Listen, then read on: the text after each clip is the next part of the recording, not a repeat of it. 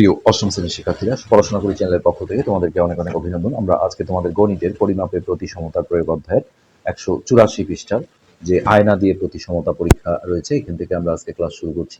ইতিপূর্বে আমরা এই পর্যন্ত করে ফেলেছি। যারা দেখোনি, ভিডিও নিচে প্লেলিস্টের লিঙ্ক আমরা দিয়ে দিই, সেখান থেকে দেখে নেবে। তো এখানে বলা হয়েছে প্রতিসমতা বোঝার জন্য আমরা আরেকটা কাজ করতে পারি। আমরা এক্ষেত্রে আয়না ব্যবহার করতে পারি। প্রথমে কাগজ কেটে একটা প্রতিসম আকৃতির কাঠামো তৈরি করো। ধরা যাক তুমি ইংরেজি বর্ণ এম এর একটি আকৃতি তৈরি করলে।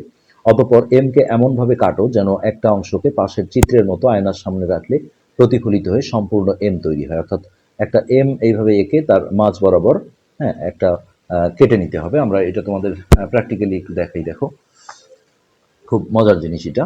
তো এমটা এরকম ভাবে একটু মোটা করে এঁকে নিতে হবে। হ্যাঁ, ধরো আমরা এইভাবে এঁকে নিচ্ছি এমটা, ডবল ডবল দাগ দিয়ে করে নিতে হবে। তারপর এইভাবে দাগ দিয়ে নাও, তারপর এই পাশের মাথাটা দিয়ে নাও। এখন এই মাছ বরাবর আমরা জাস্ট কাঁচি দিয়ে এটাকে কেটে নেব। এটা হচ্ছে আমাদের প্রতিসাম্য রেখা। এই বরাবর কেটে নিলাম। এবার দেখো, আমরা একটা ছোট আয়না নিয়ে আসছি। তো এই একটা টুকরাকে আমরা এই আয়না বরাবর প্লেসিং করব এবং পুরোটা দেখো এম এর মতো আকৃতি নেবে। এই যে আমরা যখন এইভাবে দেখো এইখানে বসাচ্ছি, আমরা কিন্তু একটা টুকরা যখন বসলাম, তখন দেখো যে পুরো সম্পূর্ণ এমটার মধ্যে চলে আসে। তো এরকম কিন্তু হচ্ছে যে যেগুলো প্রতিসম রয়েছে, যেমন ইংরেজি এ অক্ষর রয়েছে, এই অক্ষরটা দিয়ে কিন্তু এই কাজটা করা যাবে। এইভাবে যদি ডাবল ডাবল দাগ দিয়ে এ তৈরি করো, তারপরে এর মাঝ বরাবর কাটলে এটা আয়নার সামনে ধরলে সম্পূর্ণ এই হয়ে যাবে। তো আশা করি এই বিষয়টা বুঝতে পেরেছো। তো এটি প্রশ্ন করা হয়েছে যে কি দেখতে পেলে, নিশ্চয়ই সম্পূর্ণ এম কে দেখতে পেলে। এক্ষেত্রে এম কে যে রেখা বরাবর কেটেছো সেটি হলো তাহলে প্রতিসম রেখা, যেহেতু সমানভাবে বিভক্ত হয়েছে। হ্যাঁ, তাহলে এভাবে প্রতিফলনের মাধ্যমে প্রতিসমতা শনাক্ত করা যায় বলে রেখা প্রতিসমতাকে প্রতিফলন প্রতিসমতাও বলা হয়। তো এখানে একক কাজ দেওয়া হয়েছে কিছু প্রদত্ত আকৃতিগুলো প্রতিসম রেখা অঙ্কন করো। তো এখানে দেখো প্রতিটা চিত্রে এরকম ডট দেওয়া হয়েছে। ডট মানে হচ্ছে এদের মাঝ বরাবর আমাদের প্রতিসম রেখাগুলো আঁকতে হবে। অর্থাৎ আমি দেখো এই দুটা ডটের মাঝখানে যদি একটা এইভাবে প্রতিসম রেখা আঁকি, তাহলে এটা বিষয়টা এরকম যে এটা নিয়ে গিয়ে যদি আমি ভাঁজ করে বসে একটা ডট আর একটা ডটের উপরে গিয়ে পড়বে। তারপরে এইখানে যে চিত্রটা আছে, এইখানে দেখো এই দুটোর মাঝ বরাবর আমরা একটা প্রতিসম রেখা এইভাবে এঁকে দেবো। তাতে করে এটাও হচ্ছে যে একটা প্রতিসম রেখা তৈরি হবে। এরপর এখানে এই যে দুটো ডট আছে, এই দুটোর মাঝ বরাবর আমরা যদি একটা রেখা এঁকে দিই, তাহলে কিন্তু এটা যদি ভাঁজ করে নিয়ে ফেলাই, তাহলে এই ডটটা এই ডটের উপর, অথবা এটি যদি এর উপর ফেলাই, তাহলে এই ডটটা এসে এই ডটের উপর চলবে, সমান দুটো ভাগে ভাগ হয়ে যাবে। আচ্ছা, নেক্সট 4 নম্বর যে চিত্রটা আছে, এই দুটোর মাঝ বরাবর আমরা একটা এই কর্ণ বরাবর এইভাবে প্রতিসম রেখা এঁকে দিই।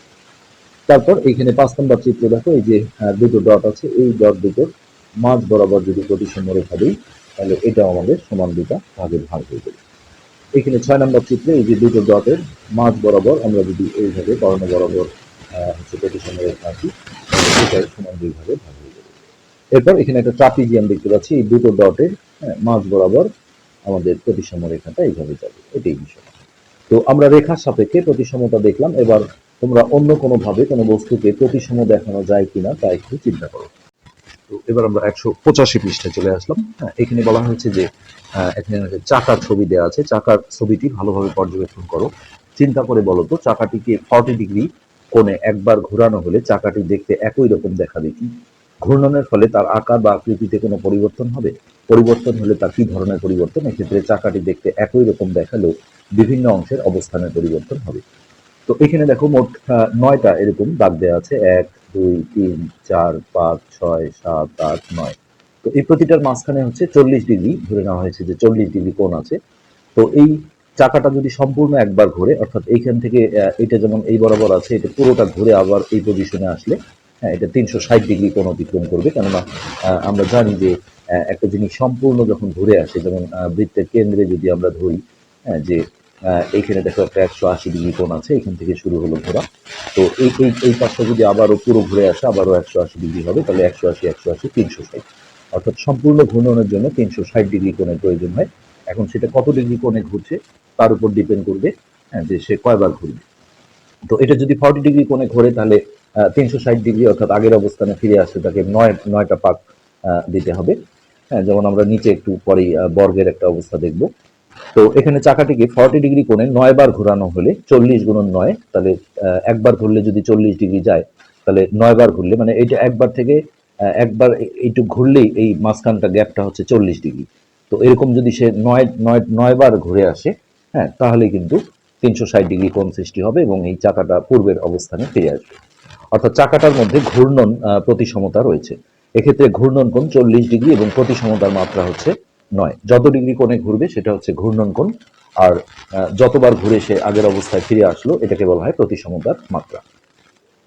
ধরো তুমি নিচের চিত্রের মতো একটি বর্গক্ষেত্র এঁকেছো, এরপর বর্গটিকে ঘড়ির কাঁটার দিকে 90 ডিগ্রি কোণে ঘোরাও।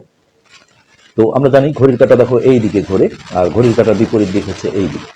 তো এই যে এইখানে একটা বর্গ ছিল, দেখো এই বর্গটা, এই যে এই কোণটা আমরা জানি যে বর্গের আসলে এই কোণগুলো 90 ডিগ্রি, কিন্তু এইখানে যেহেতু এইভাবে অক্ষ আঁকা হয়েছে তাহলে এই কোণটাও কিন্তু 90 ডিগ্রি। তো এটা হচ্ছে তার প্রাথমিক অবস্থান। আমরা ছবিটা একটু এঁকে তোমাদের দেখাই। এইরকম একটা বর্গ ছিল, ধরো এটা যে 4টা বাহু সমান, এটা হচ্ছে প্রাথমিক পজিশন। তো এর ঘূর্ণন কেন্দ্র বলা হয় হচ্ছে মাঝের কেন্দ্রটা। তো বর্গের কেন্দ্র হচ্ছে এই যে দুটো কর্ণ আছে, এই কর্ণ দুটোর যেটা ছেদ বিন্দু হবে, এখানে আমরা কর্ণটা আঁকছি না, হ্যাঁ, আমরা আনুমানিক ধরে নিলাম যে এইটা হচ্ছে তার সেন্টার অর্থাৎ কেন্দ্র। তো এখানে আমরা একটা অক্ষের মতো যদি টেনে নিই, তাহলে দেখো এই যে এই কোণটা হচ্ছে 90 ডিগ্রি, হ্যাঁ, এই প্রতিটা কোণই 90 ডিগ্রি। তো আমরা ঘড়ির কাঁটার দিকে অর্থাৎ এই দিকে ঘোরাবো। তো এটা ছিল 90 ডিগ্রি, এটা হচ্ছে প্রাথমিক অবস্থান। এরপরে সে ঘুরে আমরা ধরলাম যে এই জায়গাটা আসলো, এটা হচ্ছে আমাদের প্রথম চিত্র, মানে এটা প্রাইমারি অবস্থান। আর এই ঘোরার ফলে যে আকৃতিটা নিল সেটা প্রথম চিত্র হচ্ছে এইটা, অর্থাৎ এই জায়গায় ছিল, সে ঘুরে এখন এই জায়গায় চলে আসছে। তো এটাও 90 ডিগ্রি, মানে 90 ডিগ্রি কোণ করে সে হচ্ছে ঘুরছে। তো এটা হচ্ছে প্রথম স্তর। তারপরে দ্বিতীয় স্তরে ঘুরে দেখো এই জায়গাটায় আসবে, 90 ডিগ্রি কোণে ঘুরে এইভাবে আমরা মিডিল বিন্দুটা নিয়ে নিলাম। তো এইখানে ছিল ঘড়ির কাঁটার দিকে অর্থাৎ এই দিকে ঘুরে সে এই জায়গায় চলে আসছে। তো এটাও দেখো 90 ডিগ্রি, এটা হচ্ছে আমাদের দ্বিতীয় স্তর।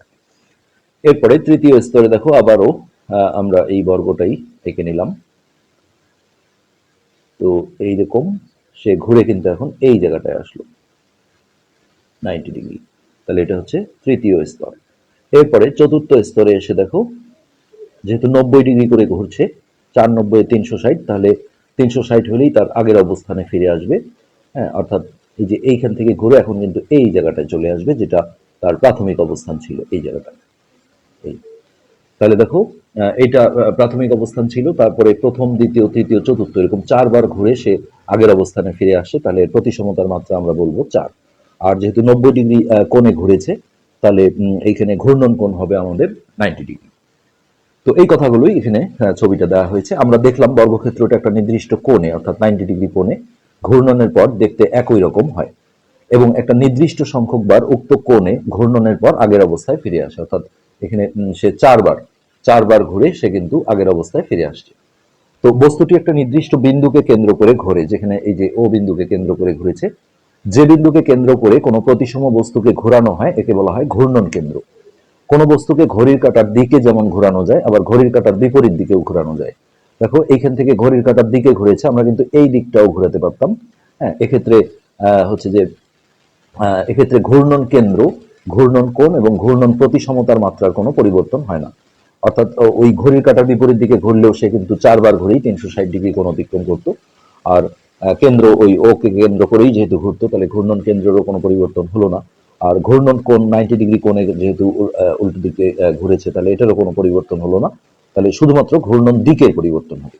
তাহলে আমরা বলতে পারি যে বস্তুর ঘূর্ণন প্রতিসমতা রয়েছে, এর মধ্যে 4টা বিষয় পরিলক্ষিত হয়। একটা হচ্ছে ঘূর্ণন কোণ, একটা হচ্ছে ঘূর্ণন প্রতিসমতার মাত্রা, একটা হচ্ছে ঘূর্ণন কেন্দ্র, আর একটা হচ্ছে ঘূর্ণনের দিক।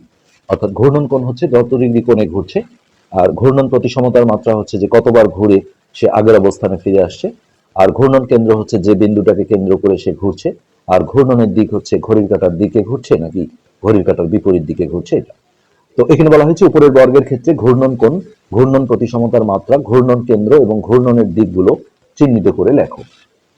তো এখানে দেখো আমরা এখানে বলবো যে এই চিত্রটার মধ্যে ঘূর্ণন কোণ, এখানে আমাদের লেখা আছে, এটা দেখাই যে এই বর্গটার ঘূর্ণন কোণ হলো 90 ডিগ্রি, কেননা 90 ডিগ্রি কোণে ঘুরেছে। তো এটা আমরা একটু সংজ্ঞায়িত করেছি যে ঘূর্ণনের সময় বস্তুটি যত ডিগ্রি কোণে ঘোরে তাকে বলা হয় ঘূর্ণন কোণ। আর ঘূর্ণন কেন্দ্র হচ্ছে যে বিন্দুকে কেন্দ্র করে বস্তুটি ঘোরে তাকে ঘূর্ণন কেন্দ্র বলে। যেখানে এই যে আমাদের ও বিন্দুকে কেন্দ্র করে ঘুরছিল, তাহলে ও হচ্ছে ঘূর্ণন কেন্দ্র। আর প্রতিসমতার মাত্রা হচ্ছে বর্গটা দেখো কতবার আসলে ঘুরে আগের অবস্থানে ফিরে আসছে। তো বর্গটি 4 বার ঘূর্ণনের পর তার আগের অবস্থানে ফিরে আসছে, এখানে তাহলে প্রতিসমতার মাত্রা হচ্ছে 4। মানে এইটা ধরা যাবে না, এটা প্রাথমিক অবস্থান ছিল 1 2 3 4, এই চতুর্থবার এসে সে হচ্ছে পূর্বের অবস্থানে, অর্থাৎ এই জায়গায় ছিল ওই জায়গায় চলে আসছে। তাহলে প্রতিসমতার ঘূর্ণন প্রতিসমতার মাত্রা হচ্ছে 4। বর্গটির ঘূর্ণনের দিক হলো ঘড়ির কাঁটার দিক বরাবর, অর্থাৎ ঘড়ির কাঁটা এই দিকে যায়, এটাও এই দিকে ঘুরেছে, তবে এটা দিকটা আমরা ঘড়ির কাঁটার বিপরীত দিকেও করতে পারতাম, এই কথাটা কিন্তু বলা হয়েছে। তাতে কোনো পরিবর্তন হতো না, শুধুমাত্র দিকটারই পরিবর্তন হতো। দেখো আমরা যে এই দিকে ঘুরিয়েছি জিনিসটাকে, এই যে এখান থেকে এখানে এনেছি, তারপর এখানে, তারপর এখানে, তারপর আবার আগের অবস্থানে।